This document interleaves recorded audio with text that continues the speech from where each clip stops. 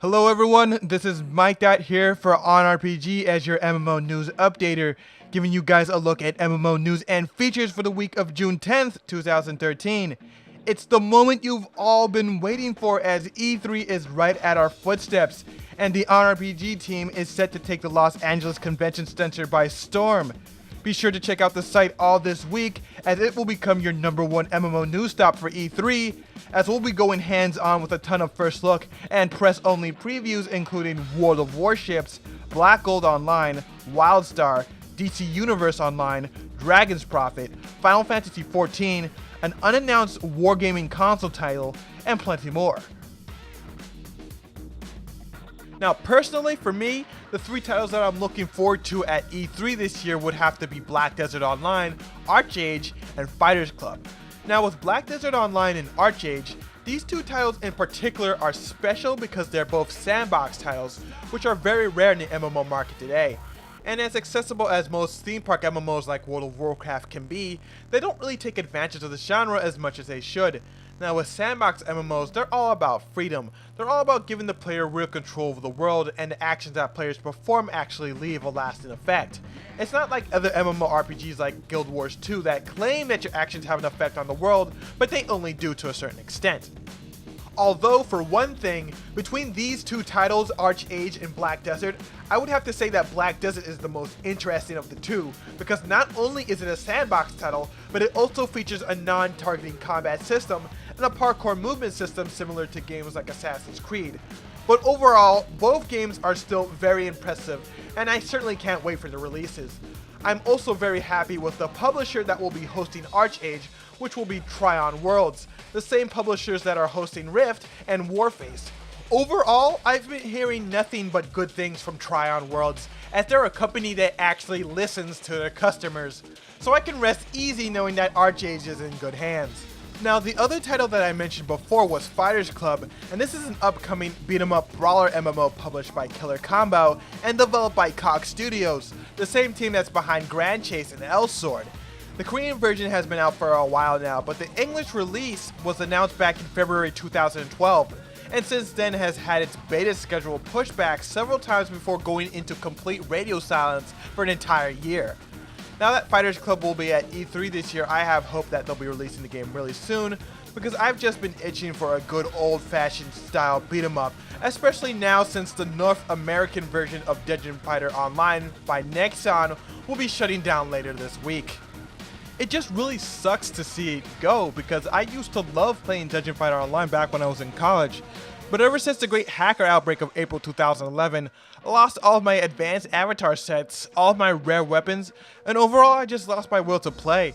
And I'm sure a lot of other players did as well. Things really started to go downhill since then, but all in all, DFO was a really unique MMO and a great throwback to arcade gaming. So with that, I'd like to take a moment to say rest in peace for Dungeon Fighter Online.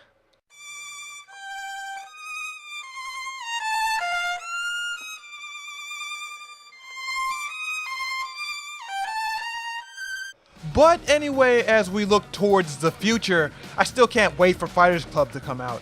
From what I've seen, it has a nice mix between beat 'em up and fighting game elements, and it also has juggling, and a lot of it. I've searched some videos on YouTube, and I've seen some combo demos with enemies getting juggled for almost an entire minute. I mean, sure, it does come off as a bit overdone, but I think they're just really fun to watch, and I hope they're really fun to pull off as well. But anyway, that's all I have to say for what I'm looking forward to this E3. So let's get into some news for the week. For featured articles this week, Disney PW offers a tour of its most anticipated titles to watch out for at E3 this week, based not only on the titles themselves, but also what he's expecting to learn about them at the show. Also be sure to check out MMO Hut for James Blonde's very own E3 tour that's focused solely on free-to-play titles.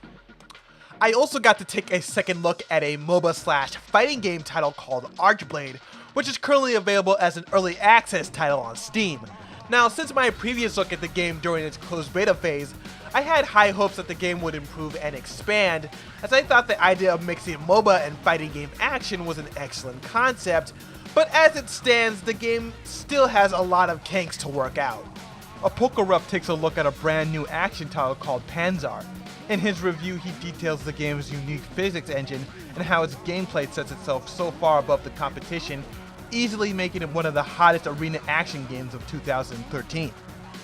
He also takes a look at how a gaming addiction can distort our perception of time in many crazy ways that set gamers apart from the rest of the world. In this intriguing article, he theorizes that gaming addictions may be intentionally sought after by game developers. Rounding out our coverage, Lila returns with the Tyrian Times to offer some insight on the upcoming Guild Wars 2 Dragon Bash Festival. Meanwhile, our partners at MMO Hut will be taking on a real-life dragon of their own. For our giveaways and freebies this week, a brand new online card battle game called Kings and Legends has been launched by GameFuse. You can grab a starter pack here at OnRPG to get your first deck started off with some heavy-hitting cards. Last time I checked, we had about 600 keys left, so be sure to grab one soon. City of Steam has launched their second server with a ton of gameplay updates. If you want to try out this unique and Unity engine-powered browser MMO for yourself, be sure to grab a starter pack here at OnRPG to enhance your gameplay experience, including 5 keys, 2 broadcast tickets, and a 1-day transmuted marsh hopper. And that's all the time I have for this news week. And if you'd like to learn more about the games featured in this video, just check out the links in the description below, but as always, don't forget to hit that like button. This is Mikedot saying over and out.